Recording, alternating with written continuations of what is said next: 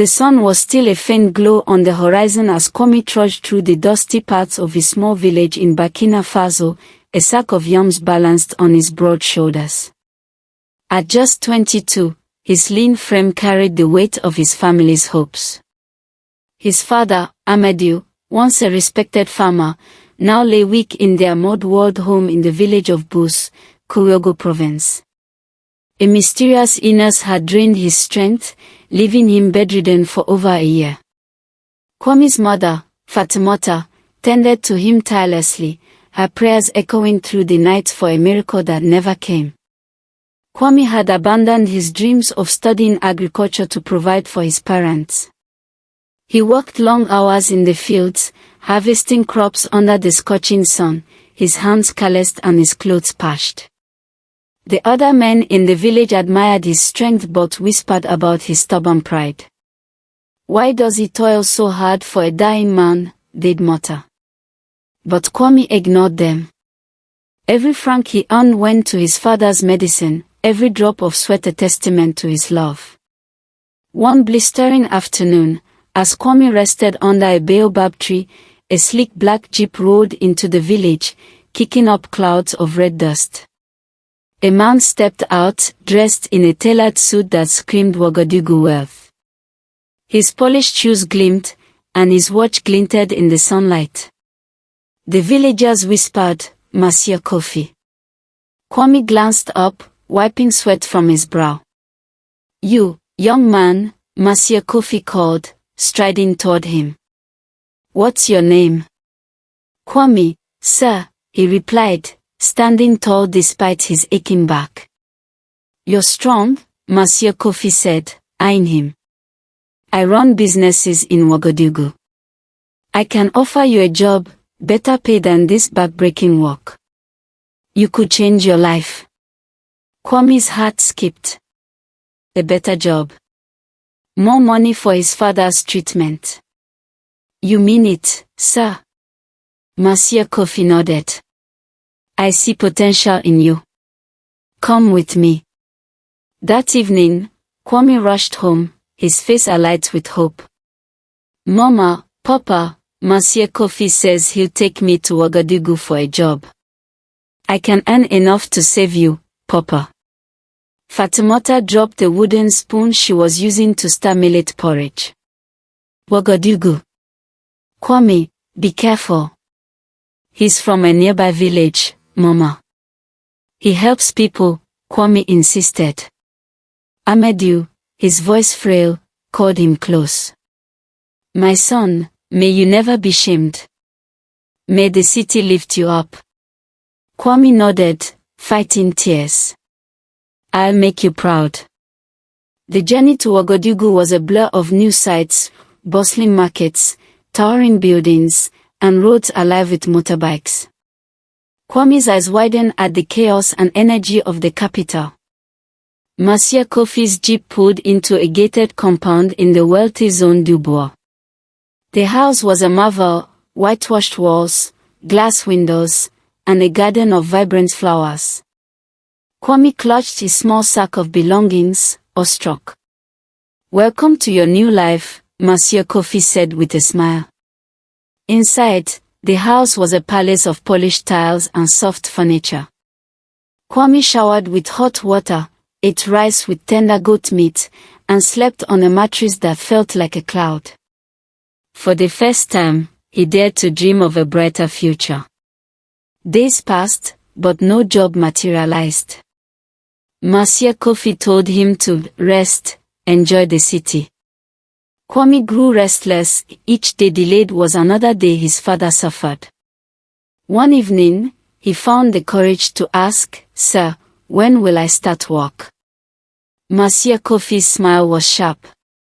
"Tonight. Be ready." He handed Kwame a bag.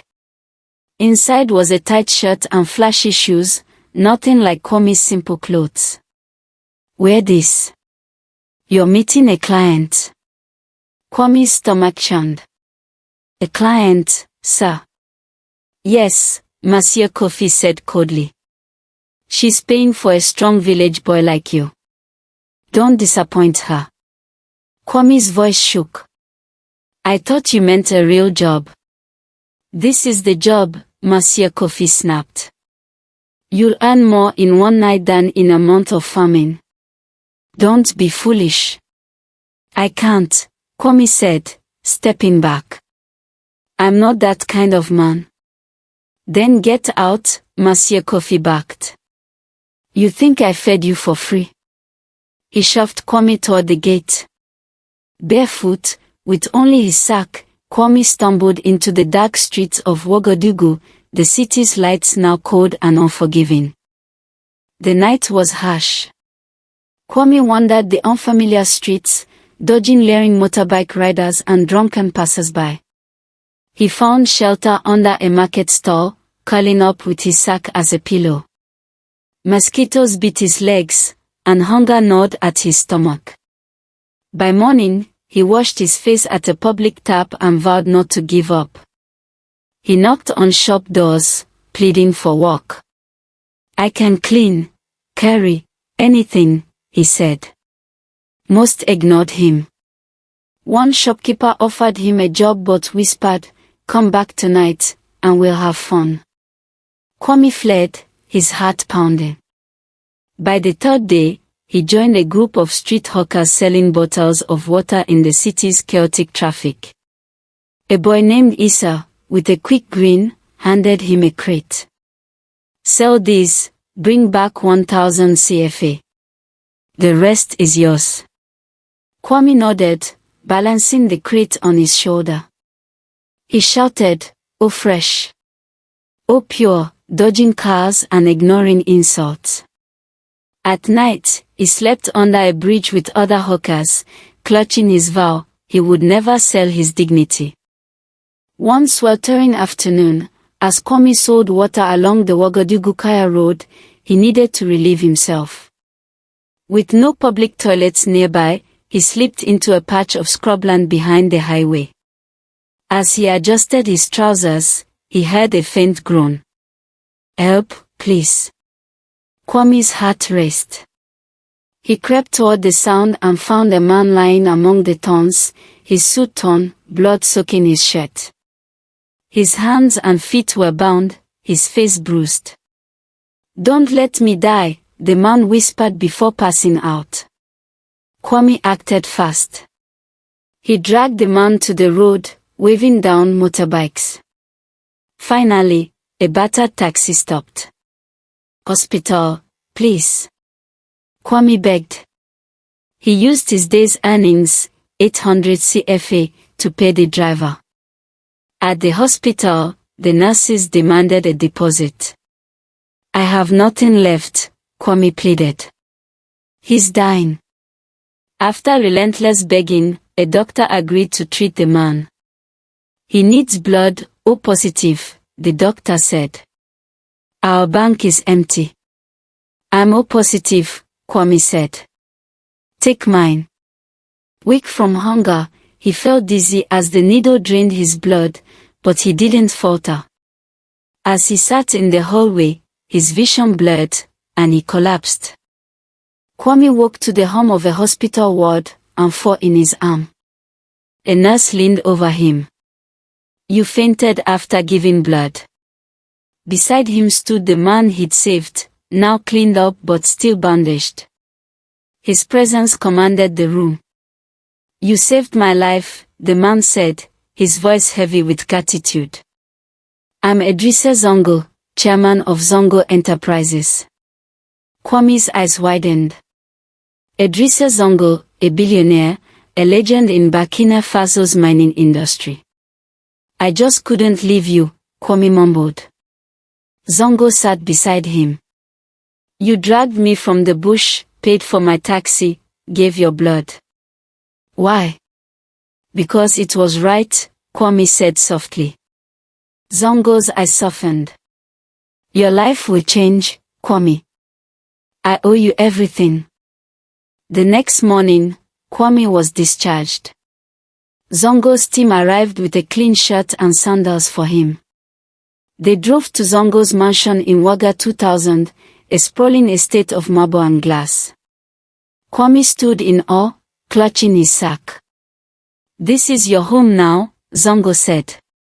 Over dinner, Kwame shared his story, his sick father, his mother's struggles, Monsieur Kofi's betrayal.